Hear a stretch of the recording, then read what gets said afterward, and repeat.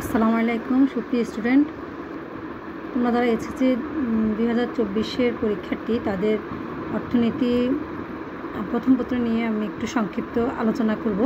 যেহেতু হাতের সময় কম, দীর্ঘদিন পর তোমাদের সাথে দেখা, তাই আজকে আমি শুরু করছি। তোমরা জানো অর্থনীতি প্রথম পত্রের বিষয়কোড হচ্ছে 109। আর আগের মতনই, গত বছরের মতনই শর্ট সিলেবাসেই পরীক্ষাটা হবে। তো শর্ট সিলেবাসে যে পরীক্ষাটা হবে সেখানে তোমাদের কয়টা অধ্যায় রাখা হয়েছে? প্রথম অধ্যায়, দ্বিতীয় অধ্যায়, তৃতীয় অধ্যায়, চতুর্থ অধ্যায়, নবম এবং দশম অধ্যায় রাখা হয়েছে। এই যে কয়টা অধ্যায়, 1, 2, 3, 4, 5, 6, এই 6টি অধ্যায় থেকে তোমাদের 11টি সৃজনশীল প্রশ্ন আসবে। সে 11টি সৃজনশীল প্রশ্ন থেকে তোমাদেরকে আনসার করতে হবে 7টি। আর এই যে 6টি অধ্যায়, সেটা থেকে তোমাদের এমসিকিউ বা বহু নির্বাচনী যেই অংশটা আছে সেখানে 30টি প্রশ্ন থাকবে।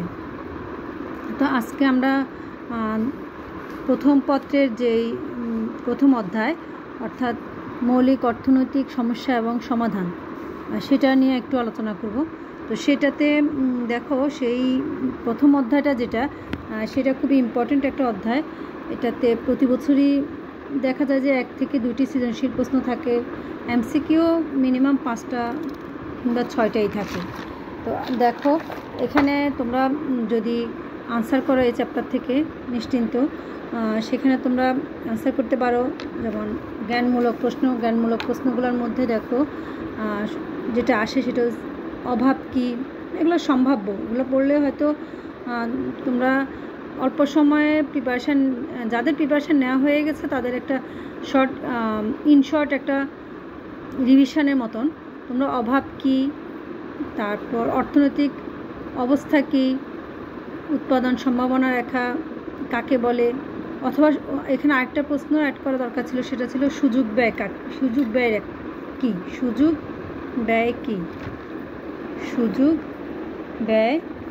কাকে বলে। ঠিক আছে। তারপর তোমাদের দুষ্প্রাপ্যতা বলতে কি বোঝায়, নির্বাচন বলতে কি বুঝো, ব্যষ্টিক এবং সামষ্টিক অর্থনীতি, এটা অবশ্য তোমরা পার্থক্য পড়তে গেলে বা এমন একটা প্রশ্ন আসতে পারে যে দুটা একে অপরের পরিপূরক, সেটা পড়তে গেলে তোমাদের এমনিতেই ব্যষ্টিক অর্থনীতি কি জানা হয়ে যাবে। তবে ব্যষ্টিক অর্থনীতি কি, এই প্রশ্নটা বেশ ইম্পর্টেন্ট এবং আসেও। জ্ঞানমূলকে তোমাদের অনেক বেশি কিছু লেখার দরকার নেই, একেবারে জিস্ট যেটা অল্প সময়ের মধ্যে লিখে দিয়ে দিবা। আর আরেকটা প্রশ্ন আছে, নির্দেশমূলক অর্থব্যবস্থা কী। আসলে অর্থব্যবস্থা কী, এইখান থেকে এই প্রথম অধ্যায়ে অনেকগুলি অর্থব্যবস্থা আছে, যেমন ধনতান্ত্রিক অর্থব্যবস্থা আছে, তারপর সমাজতান্ত্রিক বা নির্দেশমূলক। ধনতান্ত্রিক যেটা, সেটাকে কিন্তু পুঁজিতান্ত্রিকও বলা হয়। তারপর ইসলামিক অর্থনৈতিক ব্যবস্থা, মিশ্র অর্থনৈতিক ব্যবস্থা, এগুলির বৈশিষ্ট্যগুলি তোমরা জেনে যাবা, কাকে বলে টলে। তো ওইগুলো জ্ঞানমূলক প্রশ্ন আসলে তোমরা ইজিলি সেটা দিতে পারবে। সেখানে আরেকটা প্রশ্ন থাকতে পারে, এই যে অর্থনৈতিক ব্যবস্থাগুলি, সেগুলোরই হয়তো কিছু অংশ মিলিয়ে থাকতে পারে যে এই অর্থব্যবস্থা কাকে বলে বা ওই অর্থব্যবস্থা কাকে বলে।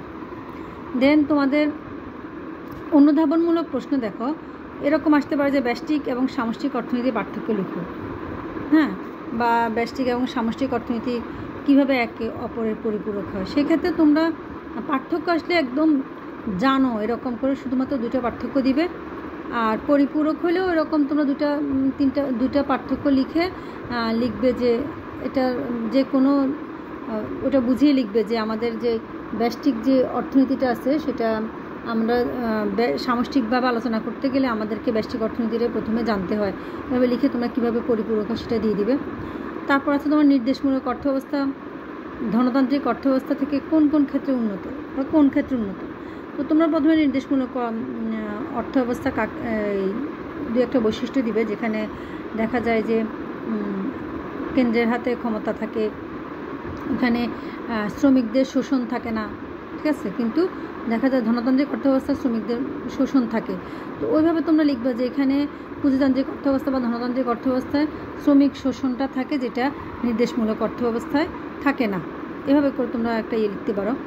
তারপরে লিখতে পারো, অর্থনীতিতে সকল অভাব একসঙ্গে পূরণ করা সম্ভব হয় না কেন, এটা বুঝিয়ে লিখো। তো তোমরা তো জানো যে অর্থনীতিতে আমাদের সম্পদটা হচ্ছে এই সসীম অভাবটা অসীম, তো অসীম অভাব সসীম সম্পদ দিয়ে পূরণ করা সম্ভব হয় না, এখানে দুষ্প্রাপ্যতার ব্যাপার আসে। এটাকে একটু স্বল্প ভাষায় বুঝিয়ে লিখে দিবা। ওই একই প্রশ্নটাই এভাবে আসতে পারে যে সম্পদের দুষ্প্রাপ্যতা অর্থনৈতিক সমস্যার মূল ভিত্তি, তখন তোমরা ওইটাই লিখবা, ব্যাখ্যা করে দিবা। আসলে জ্ঞান এবং অনুধাবনমূলক প্রশ্ন খুব যে আহামরি কঠিন আসে সেটা না, পুরো চ্যাপ্টারটা পড়া থাকলে তোমরা মিনিমাম 2টা সৃজনশীল প্রশ্ন পেতে পারো নিশ্চিন্তে, অ্যানসার করা যায়। এখন গ এবং ঘয়ে আসি। গ এবং ঘয়ে আমাদের থাকে কি, এখানে থাকে আমাদের উৎপাদন সম্ভাবনা রেখাটা থাকে, তারপরে তোমাদের আর থাকে অর্থনৈতিক অবস্থাটা। ম্যাক্সিমাম টাইমই উৎপাদন সম্ভাবনা রেখার উপর যে প্রশ্নটা, আমি এখানে একটা এক্সাম্পল দিয়ে রাখছি জাস্ট তোমাদেরকে বোঝানোর জন্য।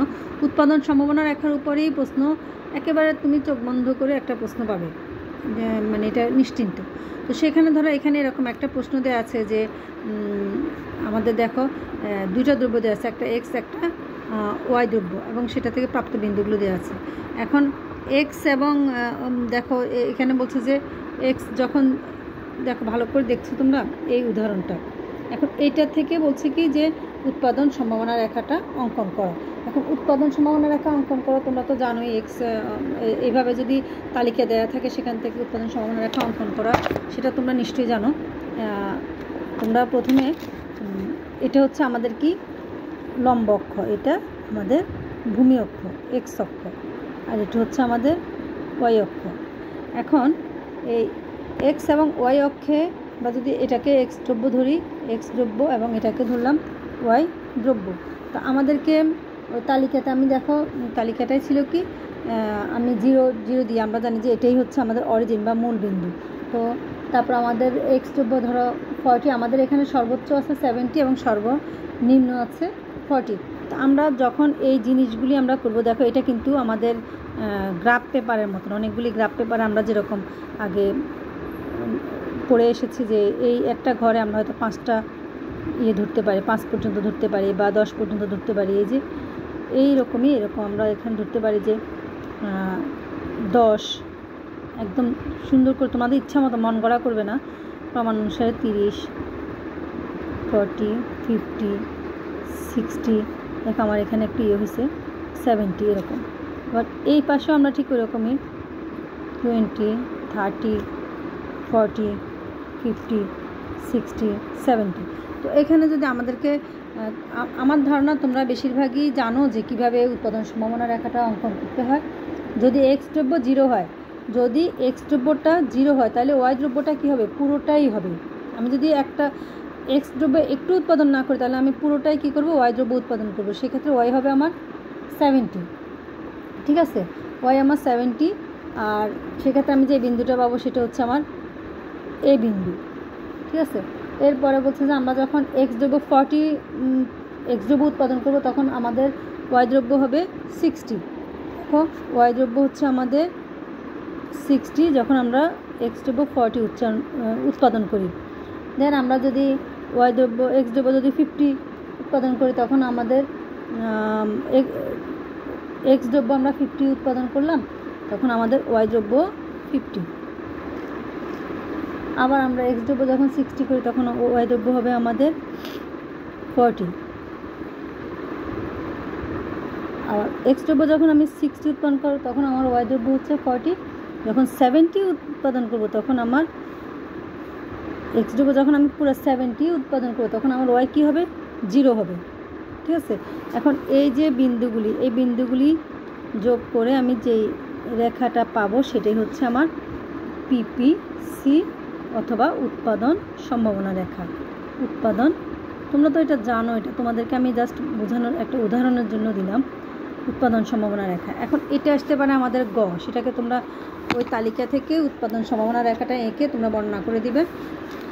এরপর ঘয়ে এসে কি করতে পারে, এরকম একটা প্রশ্ন দিতে পারে যে দেখো এখানে যেরকম ছিল সেরকম না, হয়তো এসে বলতে পারে যে যে উদ্দীপকটা দেওয়া ছিল সেই উদ্দীপকে দেখা গেছে যে এরকমও করতে পারে যে এক্স ইকুয়াল টু ধরো 40, ওয়াই ইকুয়াল টু 45 হলো, হ্যাঁ, এরকম একটা দিল। এবং মানে যখন X equal to 40, Y equal to 45, অর্থাৎ ওই যে তোমরা এরকম করে যদি আমরা ঘর করে করি, এরকম ঘর করে করলে এক্স দ্রব্য এবং ওয়াই দ্রব্য, তখন ধরো এক্স যদি 40 হয়, এক্স যদি 40 হয় ওয়াই হবে 45। আবার বলছে এক্স যদি 70 হয় ওয়াই হচ্ছে 60, ওয়াই হচ্ছে 60। এই ক্ষেত্রে এরকম একটা আমাদেরকে ঘয়ে একটা সমস্যা দিতে পারে এবং বলবে যে এখানে আমাদের কি উৎপাদন করাটা কি সম্ভব নাকি। কারণ আগে যেই উদ্দীপক ছিল উদ্দীপকের আলোকে আমরা এই উৎপাদন সম্ভাবনা রেখাটা ড্র করেছি, সেটার থেকে আবার আমাদেরকে ঘতে বললো যে না, এখন যদি এক্স 40 হয় ওয়াই 45 হয়, এক্স 70 হয় ওয়াই 60 হয়, তাহলে কি আমাদের উৎপাদন করা সম্ভব কিনা। সেই ক্ষেত্রে আমরা আবার কি করব, আমাদের আগের যেই উৎপাদন সম্ভাবনা রেখাটা আছে সেটার মধ্যে ড্র করলে তো সেটা খারাপ দেখাবে, আমরা আবার নতুন করে একটা উৎপাদন সম্ভাবনা রেখা আঁকবো আগেরটার মতন করে। যেমন ওয়াই দ্রব্য এক্স দ্রব্য তোমরা তোমাদের মতন করে লিখবে, আমি জাস্ট বুঝিয়ে দেওয়ার জন্য করতেছি। তো এখানে আমরা 10, 20, 30, 40, 50, 60, 70 একই রকমভাবে 10, 20, 30, 40, 50, 60, 70। এখন আগের যে তালিকা ছিল সেখানে ছিল আমাদের কি, দেখো আগের তালিকায় ছিল এরকম যে এক্স দ্রব্য এবং ওয়াই দ্রব্য, এক্স এবং ওয়াই, সেখানে ছিল এক্স 0 হলে কত, ঠিক আছে, ওরকম করা ছিল। তো তখন আমাদের এক্স ছিল 0, তারপর ওয়াই ছিল কি 70। এটা হচ্ছে উদ্দীপক, দেখো উদ্দীপকটা ছিল এরকম, এক্স যদি হয় 40 ওয়াই হয়েছে আমাদের 60, এক্স যদি হয় 50 ওয়াই হয়েছে আমাদের 50, এক্স যদি হয় আমাদের 60 ওয়াই হয়েছে আমাদের 40, সেরকমই এক্স যদি হয় 70 ওয়াই হয়েছে আমাদের 0। উদ্দীপক ছিল এটা, ঠিক আছে। এই উদ্দীপকের আলোকে আমরা এটা ড্র করেছিলাম, এটাই আমাদের গয়ের ডিমান্ডটা ছিল। এখন ঘয়ে এসে বলল যে না, এখানে এখন এক্সকে করা হয়েছে 40 এবং ওয়াইকে করা হয়েছে 45, আর এক্সকে করা হয়েছে 70, ওয়াইকে করা হয়েছে 60। এই ক্ষেত্রে তোমাদের উৎপাদন সম্ভাবনা রেখাটা অঙ্কন করা যায় কিনা। তো সেই ক্ষেত্রে দেখো আমাদের এখানে আরেকটা যুক্ত হয়েছে, আমরা তখন প্রথমে এটা আঁকবো যে এক্স যদি হয় 0 তখন ওয়াই হয়েছে 70, আর এক্স যদি হয় 40 তখন ওয়াই হবে আমাদের কত 60, এক্স 40 ওয়াই হচ্ছে আমাদের 60। তারপরে আমাদের এক্স যদি হয় 50 ওয়াইও 50, এক্স যদি হয় আমাদের কত 60 তখন হবে 40, এক্স যখন 70 তখন ওয়াই হয়েছে আমাদের 0। এটা ছিল আমাদের কি উৎপাদন সম্ভাবনা রেখা, আমাদের যে আগের উদ্দীপক অনুযায়ী ঘয়ের যে উৎপাদন সম্ভাবনা রেখা ছিল সেটা ছিল আমাদের এরকম। এখন এই উৎপাদন সম্ভাবনা রেখায় আমাদেরকে ঘয়ের একটা দিছে যে এখানে এক্স এখন যদি 40 হয় ওয়াই হয়েছে 45, তাহলে এক্স হয়েছে, দেখো এক্স হয়েছে 40, এক্স 40 ওয়াই হয়েছে 45, 45 কী হবে এই 40 এবং 50 মাঝের অংশটা, তাহলে কি এক্স 40 আর এটা হয়েছে এই একটা বিন্দু হলো, ধরো এটা আমরা ই বিন্দু ধরলাম। তারপরে আমাদেরকে বললো যে এক্স যখন 70 তখন ওয়াই হয়েছে 60। এখন এক্স যখন 70, দেখো এক্স আমাদের 70 ওয়াই হয়েছে আমাদের কি 60, এই যে দেখো 60 আর এই 70, ঠিক আছে। এইরকম একটা বিন্দু আমরা পেলাম, দুইটা বিন্দু। এটা হচ্ছে ঘ, ভালো করে শুনো, এটা হচ্ছে ঘয়ের সমাধান। ঘয়ে আমাদেরকে এরকম যদি কিছু দিয়ে দেয় তখন বলছে যে দেখো এখানে কি আমাদের উৎপাদন করা সম্ভব হয় কিনা। অবশ্যই না, তোমরা জানো আমি যদি ই বিন্দুতে উৎপাদন করি তাহলে আমার কি হবে, সম্পদের পর্যাপ্ত ব্যবহার হবে না, ঠিক আছে, সম্পদের সম্পূর্ণ ব্যবহার হবে না, সম্পদের অপচয় হবে। পাশাপাশি আমি যদি আর বিন্দুতে উৎপাদন করে থাকি তখন আমার কী হবে, সেটা আমার পক্ষে সম্ভব না, সেটা আমার উৎপাদন সম্ভাবনা রেখার বাইরে, যেটা আমার অর্জনযোগ্য বিন্দু। তাহলে এটা যদি তোমাদের বহু নির্বাচনী প্রশ্নেও আসে, বাইরের যে সেটাকে তোমরা লিখবে কি অর্জনযোগ্য বিন্দু, আর ভিতরটা হচ্ছে সম্পদের অপ্রতুল ব্যবহার বা সম্পদের সুষম ব্যবহার হয় নাই বা অসম্পূর্ণ ব্যবহার, যেটাই লিখো। তাহলে এই ধরনের একটা প্রশ্ন এরকম একটা উদ্দীপক দিয়ে তোমাদেরকে উৎপাদন সম্ভাবনা রেখাটা আঁকতে দিবে গতে, যেটা একেবারে 100% এরকম আসবে। এটা এরকমই আসবে এমন কোনো কথা নেই, এটা জাস্ট আমি একটা উদাহরণ তোমাদেরকে বুঝিয়ে দেওয়ার জন্য বললাম। পাশাপাশি ঘটা এরকম আসতে পারে, এরকম হয়তো নতুন করে আরেকটা দিতে পারে, যেটাতে হয়তো আমাদের ভিতরে একটা বিন্দু বাইরে একটা বিন্দু আসতে পারে, সেরকম একটা প্রশ্ন আসতে পারে। এছাড়া এই চ্যাপ্টারটাতে আরেকটা যেটা আছে সেটা হচ্ছে তোমার বিভিন্ন রকমের অর্থনৈতিক ব্যবস্থা থেকে একটা প্রশ্ন একেবারে থাকবেই।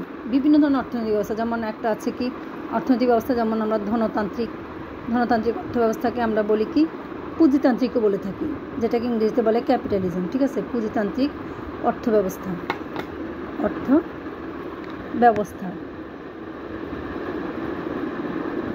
তারপরে আছে তোমাদের মিশ্র অর্থ ব্যবস্থা আগে লিখে ফেলছি। তারপরে এটা হচ্ছে কেন্দ্রীয়, যেটাকে আমরা বলি নির্দেশমূলক। ঠিক আছে, নির্দেশমূলক অর্থ ব্যবস্থা। তারপরে আছে তোমাদের ইসলামিক অর্থ ব্যবস্থা। তাহলে অর্থ ব্যবস্থা যেটা, সেটা কাকে বলে সেটা তো তোমরা পড়বেই। পাশাপাশি এই যে চারটে ধনতান্ত্রিক, মিশ্র এবং এই চারটে অর্থ ব্যবস্থা, এগুলো তোমরা কী করবা, বৈশিষ্ট্যগুলি সব পড়বা, একটা মানে সবগুলি বৈশিষ্ট্য পড়বা, এবং সবগুলি বৈশিষ্ট্য মিনিমাম 4 থেকে 5টা পড়ে রাখবা। ঠিক আছে, কারণ গতে দিয়ে দিবে, হয়তো ঘতে আরেক রকম। তো এই 5টা অর্থনৈতিক ব্যবস্থার যখন তোমরা বৈশিষ্ট্যগুলো পড়বে, তখন যদি এরকম দেয় যে ধনতান্ত্রিক অর্থ ব্যবস্থার সাথে কেন্দ্রীয় অর্থ ব্যবস্থার কোথায় মানে কে কাটছে উন্নত, কোনটা উন্নত, বা কীরকম তোমাদের মধ্যে কীভাবে সমস্যা দেখা যায়, কোনটা তখন তোমরা সেটা বুঝিয়ে লিখতে পারবে, যেহেতু তোমাদের বৈশিষ্ট্যগুলি জানা থাকবে। মিশ্র অর্থনৈতিক ব্যবস্থা একই রকম, ইসলামিক অর্থনৈতিক ব্যবস্থা সেরকম। এই ক্ষেত্রে প্রশ্নগুলো এরকম দেওয়া থাকে, দেখা যায় যে একটা উদ্দীপক দিয়ে দিবে যে এই দেশের একটা দেশ দিবে, সেটা দেশের নাম উল্লেখ করবে না, হয়তো বলবে যে এই দেশের অর্থনীতিটা এরকম, সেখানকার বৈশিষ্ট্যগুলি এরকম, বা তোমাদের কোনো বন্ধুর নাম দিবে, হ্যাঁ, এরকম দিয়ে হয়তো বলবে আরেক দেশের অর্থনৈতিক ব্যবস্থা বৈশিষ্ট্য বলবে, এরকম বলবে যে এই এক্স দেশের অর্থনৈতিক ব্যবস্থা কীরকম, বা বলো ওয়াই দেশের অর্থনৈতিক ব্যবস্থা কীরকম। সেই ক্ষেত্রে তোমাদের যদি অর্থনৈতিক ব্যবস্থার বৈশিষ্ট্যগুলি জানা থাকে, তুমি খুব ইজিলি বলতে পারবে যে হ্যাঁ এই দেশের বৈশিষ্ট্যটা এরকম। তো সেখানে তোমাদের ওইটা হচ্ছে বেশিরভাগ ক্ষেত্রে গয়ে এরকম একটা দিয়ে দেয় যে ওই দেশের বৈশিষ্ট্যটা কীরকম। যেমন একটা উদাহরণস্বরূপ আমি তোমাদেরকে একটা উদ্দীপক পড়ে শোনাই।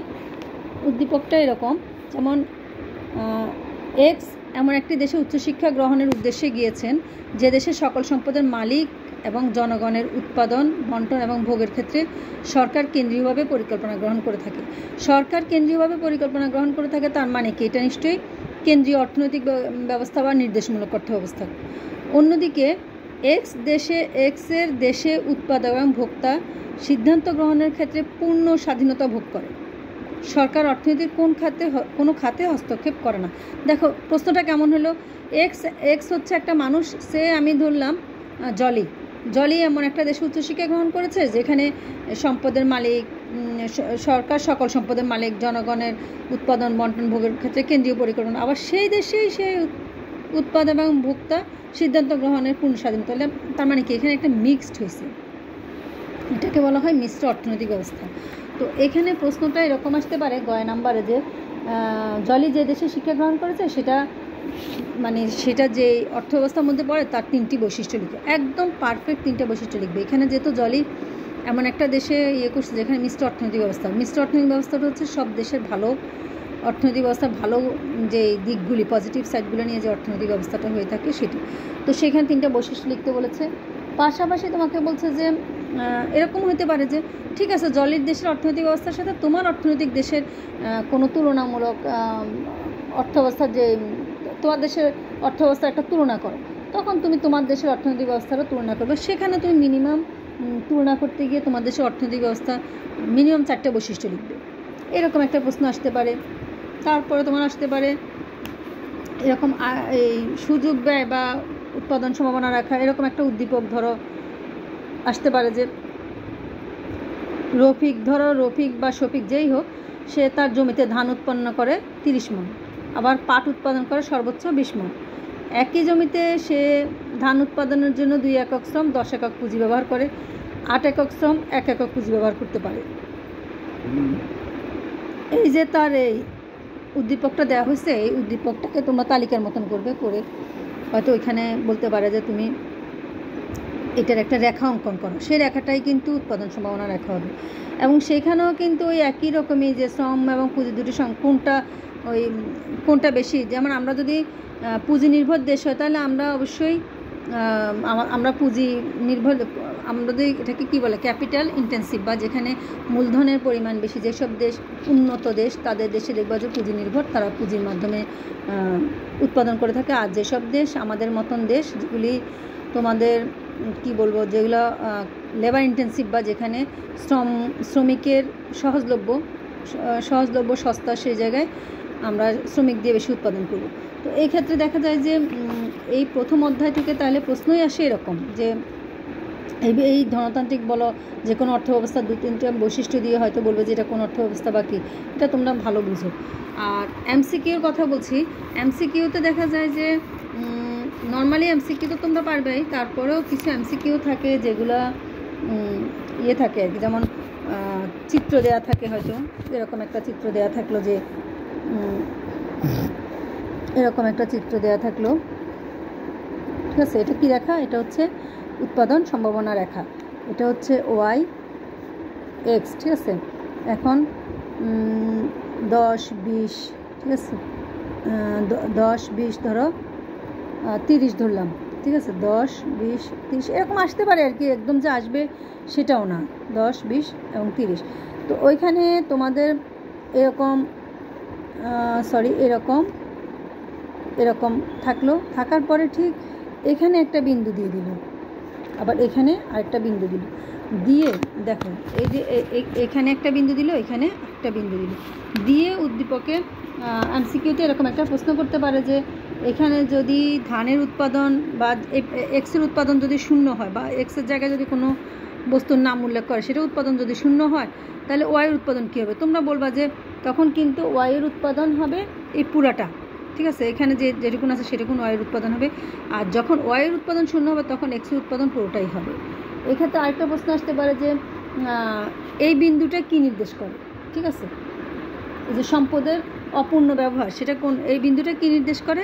এই বিন্দুটা নির্দেশ করে সম্পদের অপূর্ণ ব্যবহার, ঠিক আছে।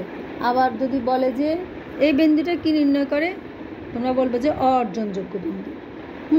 এরকম অনেকগুলো চিত্র দেয়া থাকবে, চিত্রগুলো তোমাদের বেশিরভাগই এই চিত্রটাই বেশি আসে, এটাই বেশি আসে। এখানে দেখা যায় যে ভিতরে যেটা থাকবে সেটাকে তোমরা বলবা, যদি বলো অপূর্ণ ব্যবহার, সম্পদের অপূর্ণ ব্যবহারের বিন্দু কোনটা, তখন তোমরা লিখবে ই বিন্দু। আর যদি বলে যে ই বিন্দু কী নির্দেশ করে, সম্পদের অপূর্ণ ব্যবহার অর্জনযোগ্য কোনটা, এটা। আর এটা কী নির্দেশ করে? অর্জনযোগ্যতা নির্দেশ করে।